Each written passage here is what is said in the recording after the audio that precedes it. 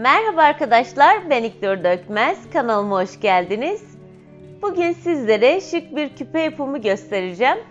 Hep birlikte yapım aşamasına geçebiliriz.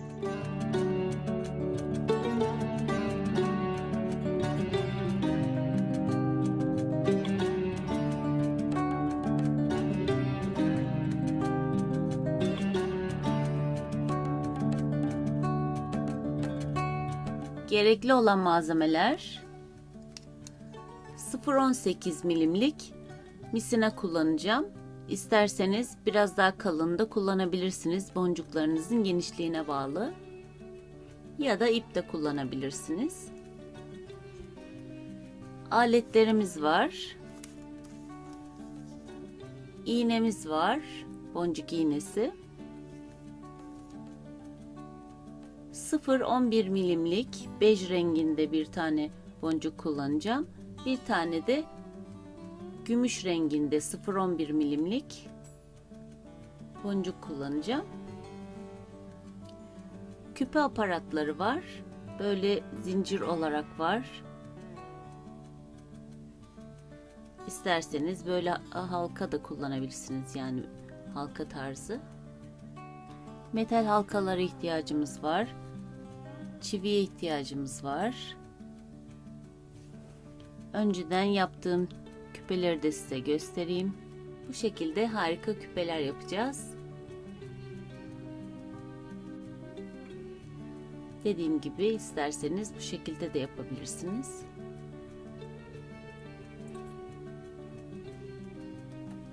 Ve 10 milimlik büyüklüğünde doğal taş kullanacağım. Şimdi yapım aşamasına geçebiliriz. Yaklaşık 1 metre kadar misinadan kestim. Benim kullandığım bir yöntem var. Size onu da göstermek istiyorum. Çakmak yardımıyla hafif şöyle ucunu yakıyorum.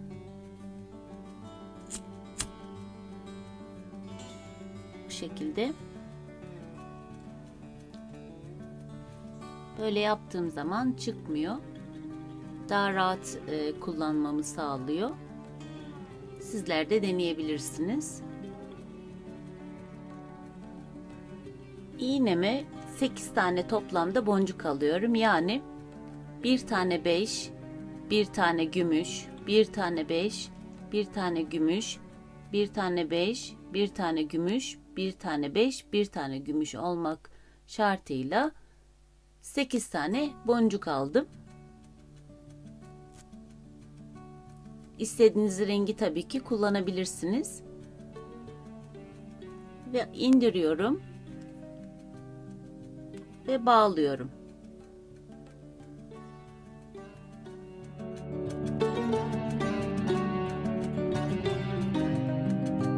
Sonra ipi hemen kesmiyorum. Çünkü misinada zamanla açılma ihtimali oluyor.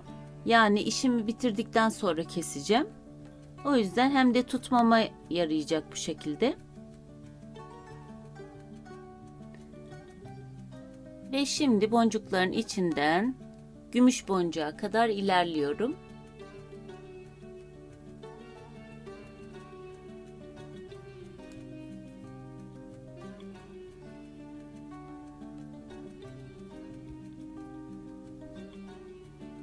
İp gümüş boncukta olacak.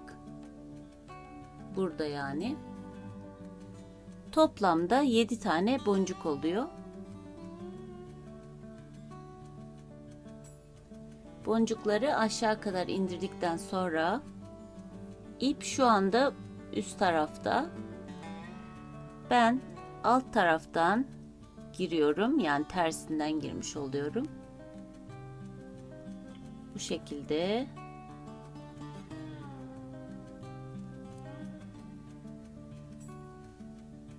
Bir yuvarlak oluştu. Ve şimdi burada bejden geçiyorum ve gümüşten de geçiyorum.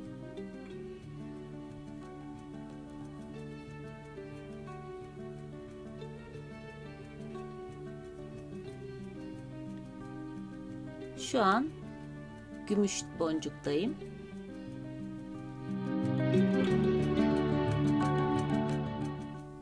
aşağı kadar indirdim.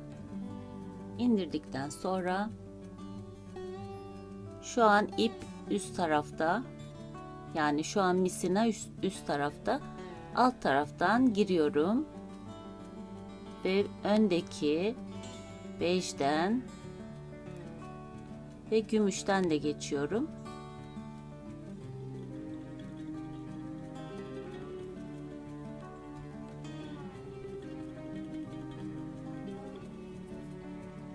Şu an 2 tane yaprak oluştu. Bu şekilde.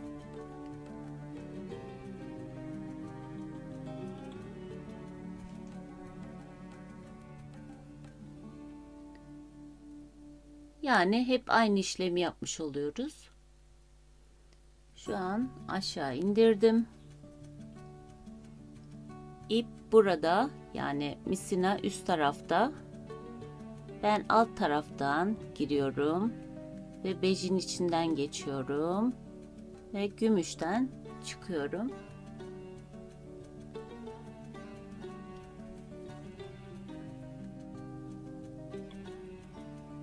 Bu şekilde.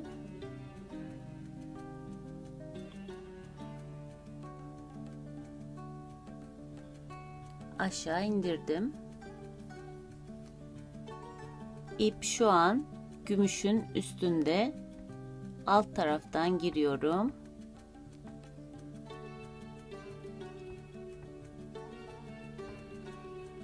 Girdikten sonra ilerlemiyoruz. Ve döndürüyorum, bu şekilde çeviriyorum. Çevirdikten sonra geri hemen yukarı çıkıyorum. 3 tane bejin ve gümüşün içinden çıkmış oluyorum.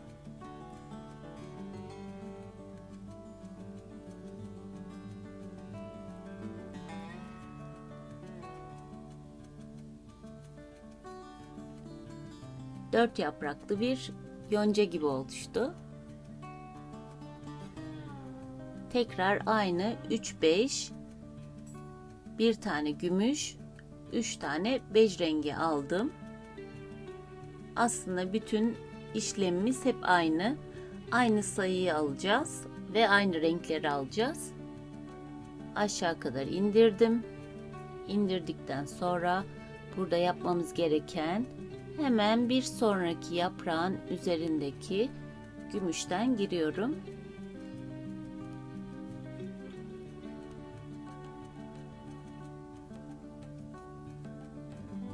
Tekrar aynı 3-5 ve bir tane gümüş ve tekrar 3-5 rengi alıyorum.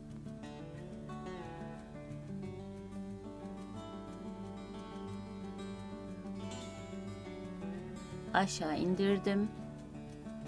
Hemen karşıdaki, yani bir sonraki yaprağın üzerindeki orta kısımdaki, yani gümüşten geçiyorum.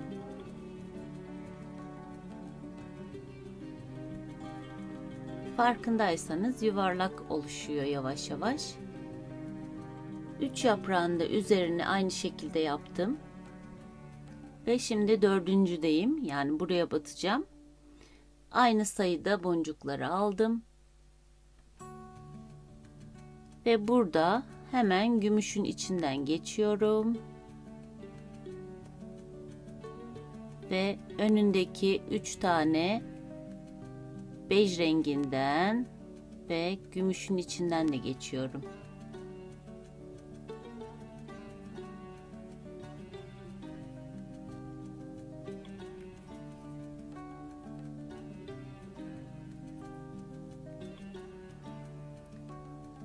Yavaş yavaş yuvarlanmaya başladı. Şimdi bu orta kısımlardayız. Farkındaysanız.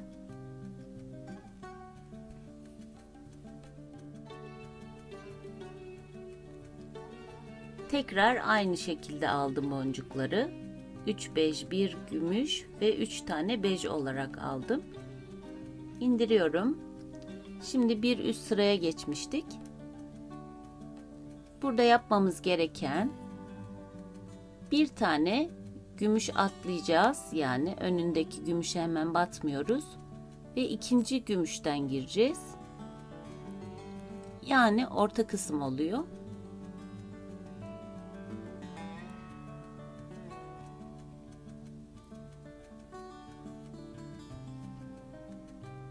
Bu şekilde. Tekrar aynı sayıları alacağım.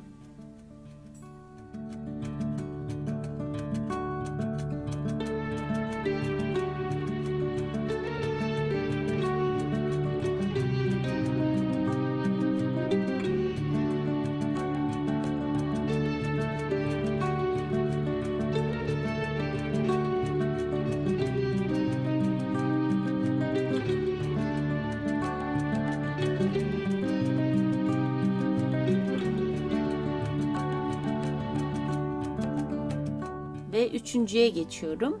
Tekrar aynı şekilde 7 boncuk alıyorum.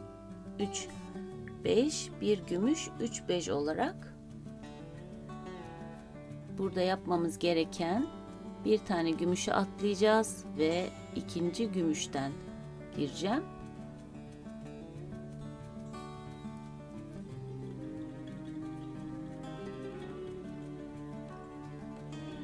Tekrar aynı şekilde aldım boncukları. İndiriyorum. Buradayız. Yani üçüncüden dördüncüye geçeceğiz. Yani bir tane gümüş atlıyorum ve ilk başta girdiğimiz boncuktan tekrar giriyorum.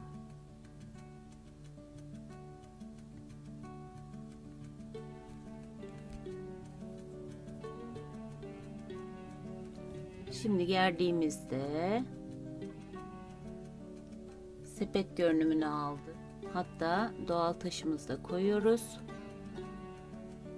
Daha rahat anlamamız için bu şekilde. Şimdi sıramızı bitirdik. Burada biraz karışık gelebilir. Size anlatmaya çalışacağım. Burada gümüşten girmiştik ve 3 tane bejden geçiyorum ve gümüşten de geçiyorum boş olarak.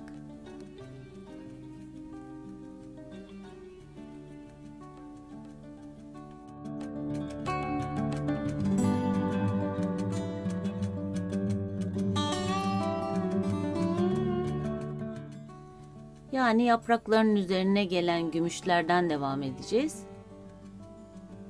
Aklınızda bulunsun, karıştırmamak için. Şimdi artık boncuk almayacağız. Sadece boncukların içinden geçerek birleştireceğiz. Yani yuvarlamış olacağız. Şu an yaprağın üzerindeki sırada, yani bu en üst sırada ki gümüşün bölümündeyiz. Yani karıştırmamanız için bunu anlatıyorum. Şimdi diğer tarafın, yani yaprağın üzerine gelen gümüşten gireceğiz. Şöyle ayırdığımız zaman daha iyi anlarız. Bir tane gümüş atlamış oluyoruz. Aradaki gümüşü ve yaprağın üzerine gelen gümüşten giriyorum.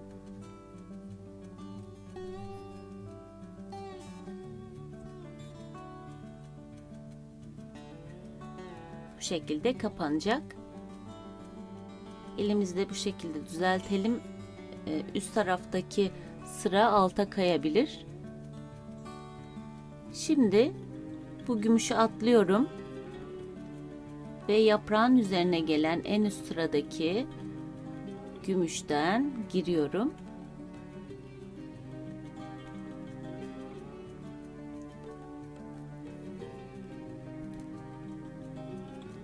Böyle çektiğimizde birazdan daha rahat anlayacaksınız.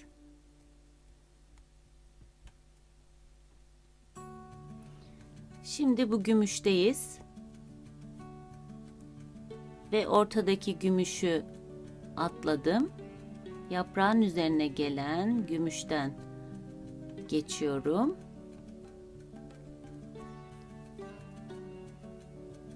Ve hemen sıkmayacağım.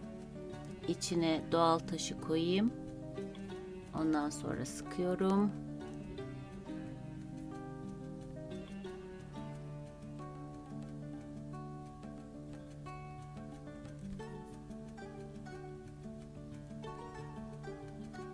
Şu şekilde baktığımızda gümüşler birleşmiş oluyor. Bu gümüşleri biraz daha sabitleyelim ki kapanma olsun. Şimdi bu gümüşlerin içinden geçiyorum. Çünkü tam daha kapanmadı. Hem de sağlam olacak.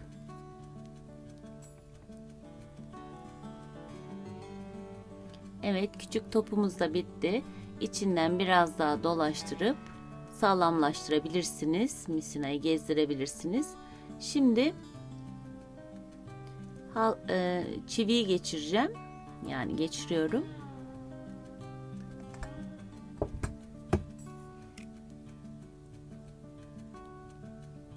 Şöyle baktığınızda görünmüyor da. Buradan halka yapacak şekilde kesiyorum.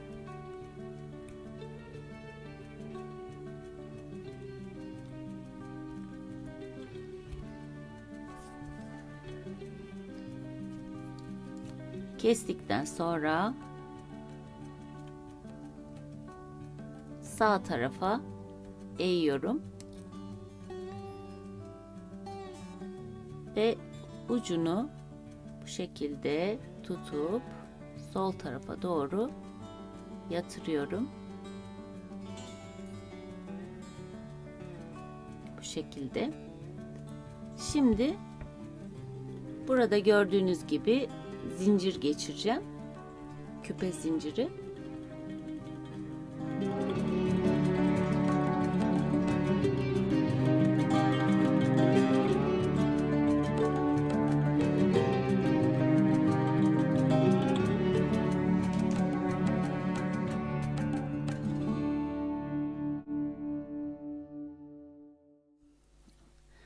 Ve küpeler de bitmiş oldu. Gayet güzel, şık oldu.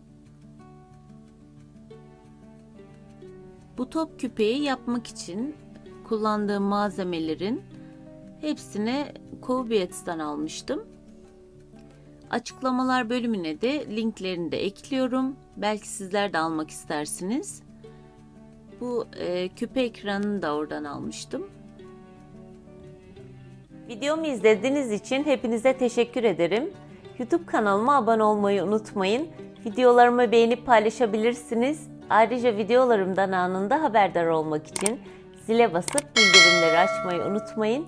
Bir dahaki videoda görüşmek üzere. Sevgiyle kalın, hoşça kalın.